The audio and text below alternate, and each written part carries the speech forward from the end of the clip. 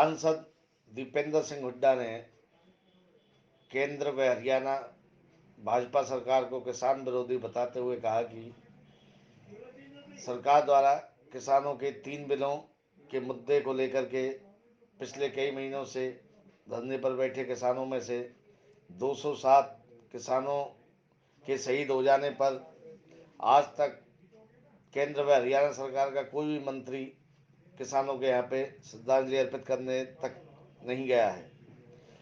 ऐसा लगता है कि यह भाजपा सरकार किसान विरोधी है। भाजपा सरकार में पेट्रोल व डीजल तथा रसोई गैस के दामों को बढ़ा करके आम आदमी की कमर तोड़ दी है।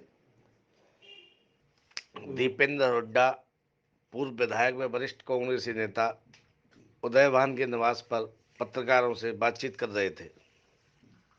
उन्होंने बताया कि हरियाणा के सभी विधानसभा क्षेत्रों में केंद्र व हरियाणा सरकार के खिलाफ कांग्रेस कार्यकर्ता प्रदर्शन करेंगे, जिसके तहत कल 24 फरवरी को होडल अनाज मंडी में कार्यकर्ता एकत्रित होकर उपमंडलाधिकारी नागरिक होडल के नाम ज्ञापन सौंपेंगे। पूर्व विधायक उदयभान ने उनके होडल आगमन पर उनका गुलदस्ता भेंट करके स्वागत किया और कल होडल में होने वाले आंदोलन को सफल बनाने के लिए पूर्ण भरोसा दिलाया। इस अवसर पर वरिष्ठ कांग्रेसी नेता Israel Khan, Hodal market committee पूर्व चेयरमैन सुनील मित्तल, पूर्व नगर परिषद प्रधान राजगोपाल, पार्षद देवेश कुमार, उदय सिंह सौद, मेजर नंबरदार दयाकिशन राबिया आदि भी मौजूद थे। होडल से हुक्म गोला की रिपोर्ट। आज तो एकदम से हमने प्रोग्राम हुआ और एकदम से आप लोग आए, आपका बहुत हार्दिक धन्यवाद, आपने समय निकाला। इस बहाने आपसे राम राम श्याम श्याम होने का धन्यवाद अवसर मिला। तो मुख्य मुद्दा तो आप समझते हैं कि सबसे पहले तो आज किसान का ही मुद्दा है और अभी मैं मथुरा किसान पंचायत से मैं वापस आ रहा हूँ। तो हम यही आग्रह करते हैं सरकार से कि सरकार जिद छोड़े और अब अविलंब सरकार बातचीत के दरवाजे दोबारा खोले, क्योंकि 12वें राउंड में सरकार ने ही बातचीत बंद करी थी, बातचीत से भागी सरकार। और किसानों को बुलाया जाए, क्योंकि 3 महीने के शांतिपूर्ण संघर्ष के बाद आज भी किसान हजारों लाखों की तादाद में अलग अलग धर्मों पे बॉर्डर पे आज भी बैठा हुआ है। 207 किसानों की जान कुर्बान हो चुकी इन धरनों पे, जो शव अपने अपने गांव में लौट चुके हैं, खासतौर पर हरियाणा पंजाब में। तो इन परिस्थितियों में बड़ा महत्वपूर्ण है कि सरकार कुछ संवेदनशीलता दिखाए, कुछ सहानुभूति दिखाए। आज तक कभी इतिहास में इस तरह का आंदोलन जो पेट्रोल डीजल और गैस के जो दाम बढ़े हैं, इसमें सरकार का कोई लेना देना नहीं है, ये मार्केट के ऊपर निर्भर करता है। ये मैं समझता हूँ कि भाजपा एक जो है बीजेपी का एक अर्थार्थ ये भी लगाया जाता है, बहुत झूठा प्रचार। बीजेपी प्रचार कुछ करा लो। आज ना सिर्फ 70 साल में डीजल, पेट्रोल और रसोई गैस सबसे ज़्यादा महंगे लेवल पे हैं, मगर 70 साल में इन तीनों पे सबसे ज़्यादा टैक्स आज का लगा है। किसी भी सरकार ने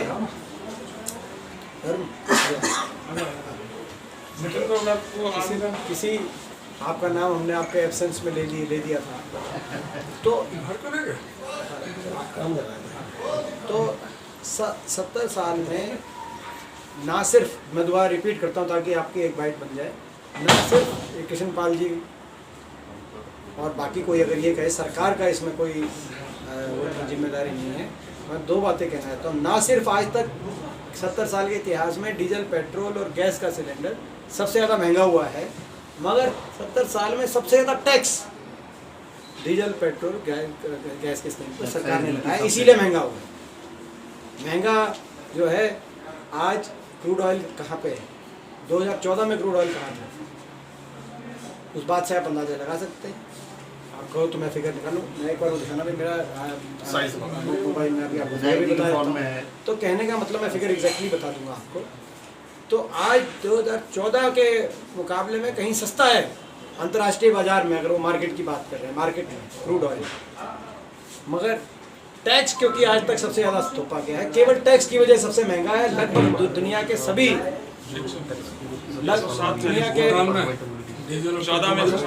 दुनिया के सभी देशों में बहुत सस्ता है। और आज जागरूकता भी है, लोगों को भी ये पता। मैं कुछ ऐसी बात कहूँ, आप एक जानकार। ये नेपाल, श्रीलंका, पाकिस्तान ये पेट्रोल डीजल का उदाहरण के तौर पे यूपीए के सरकार के समय एक्साइज ड्यूटी सबसे कम डीजल पे मात्र 3.40 रुपये एक्साइज ड्यूटी, 3.40 डीजल।